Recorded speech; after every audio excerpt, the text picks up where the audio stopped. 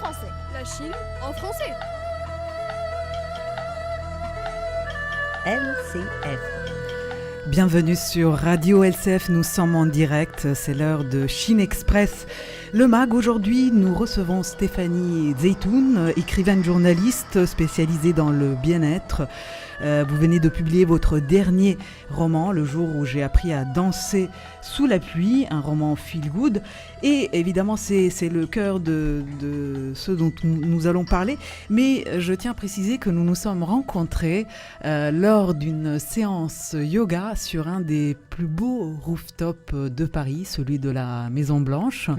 Alors, qu'est-ce que vous faisiez à cette séance yoga En fait, moi, j'y allais en tant que journaliste pour découvrir, mais ça fait la 3e session. Et en fait, la première fois que j'y suis allée, j'ai vraiment adoré. Et du coup, maintenant, je viens à toutes les sessions dès qu'elle l'organise. D'accord. Pour profiter de ce cadre qui est magnifique. C'est vrai que c'est incroyable. Alors nous étions sous la pluie, donc on était à l'abri sur la partie terrasse, mais j'ai vu la partie qui est quasiment en contact avec le ciel, absolument. Et donc Claude, tu étais avec nous et d'ailleurs c'est toi qui as rencontré Stéphanie puisque tu as pris des très très belles photos pendant que nous étions en train d'écarter les bras et les jambes. Et je remarquais Stéphanie qui tenait dans les pires positions. Je me suis dit, mais comment elle fait ? C'est quand même... vous le pratiquez Oui, je pratique le yoga tout le temps. Oui, tous les jours Quasiment 4 fois par semaine, je pratique. Mais alors, seule du coup ? Non, je suis dans un club de sport en fait qui propose des cours de yoga. D'accord. Donc je profite et puis dès qu'il y a des événements autour du yoga, en général, j'essaye d'y aller. Et vous êtes allée à la journée internationale du yoga ? Non, là, j'y étais pas, je pouvais pas.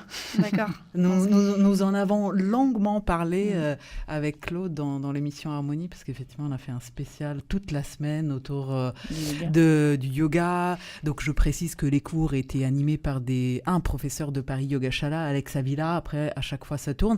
Alors là, c'est terminé, mais ça va reprendre en septembre. Oui, elle refait une semaine ou deux, je ne sais pas. Là, c'était 2, mais moi, j'y suis retournée quand il a fait beau, du coup. Ah, quelle profité. Quelle chance. Alors, une question très, à point. Le jour où j'ai appris à danser sous la pluie, du coup, comment est venu ce titre ?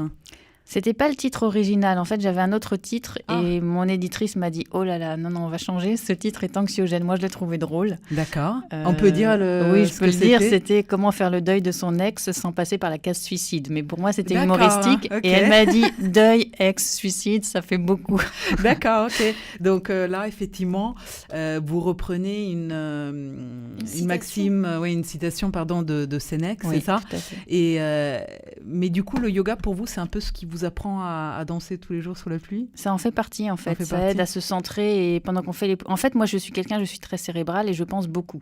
Beaucoup, mon mental. Comme beaucoup de femmes, en général. C'est vrai, mais moi particulièrement, j'ai un ascendant vierge et donc je cogite systématiquement, voilà. D'accord. Et donc, dans les moments où je fais du yoga, j'arrête de penser. Je suis tellement centrée sur la respiration et sur mes postures que ça me fait du bien, ça me permet de déconnecter, de revenir dans mon corps et de sortir un peu de ma tête. D'accord.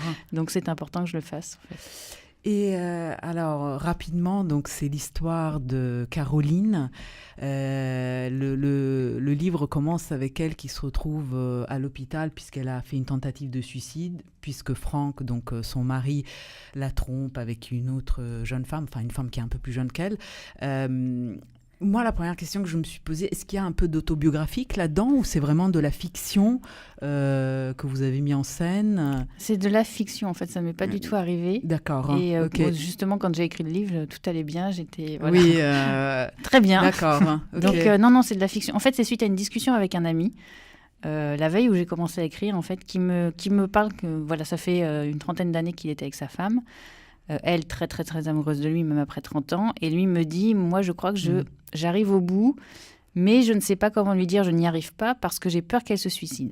Et donc, voilà, on a parlé de ça et ça a dû faire son chemin la nuit. Ah oui, d'accord. Et le point de départ du livre, ça a été ça, en fait. Il m'a raconté ça et du coup, ça a travaillé chez moi, voilà. Et qu'est-ce que vous lui avez dit quand il vous a fait part de ses préoccupations ? Je lui ai dit que le mieux, c'était d'avoir le courage de lui dire et de lui parler avec son cœur et de lui dire ce qu'il ressentait parce que rester avec elle par peur d'eux, voilà, c'était pas la solution, quoi.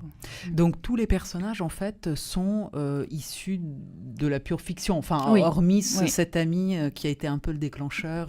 Après, quand on écrit, on est une éponge, donc on s'imprègne de gens qu'on a rencontrés, de situations, etc. Mais voilà. Et justement, vous n'êtes pas accroché à vos proches pour essayer de les remettre un petit peu dans ces personnages-là, par exemple Franck, vous n'êtes pas appuyé sur quelqu'un de votre entourage, la petite Jade, Alison.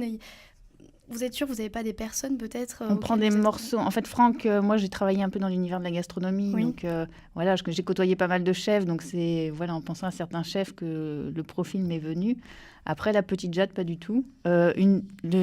Pourquoi la thématique du diabète ? Exactement. Aucune idée. Je ne sais pas. J'ai pas de diabétique autour de moi, mais ça m'est venu comme ça. Parce qu'il y a un rapport avec la nourriture, du coup, qui est encore présent. Et... Alors, précisons pour nos auditeurs, Oui. donc quand même, parce que là, on tombe tout de suite dans des détails très précis. Jade, donc c'est la fille de la maîtresse de Franck, qui est Alison, une Australienne, et donc sa fille est malade de diabète, et donc elle doit se nourrir en faisant très attention au sucre. On y reviendra d'ailleurs parce que le sujet m'intéresse beaucoup, puisque vous animez également un blog qui s'appelle Madame Bien-être, où il y a plein de conseils sur plein de choses.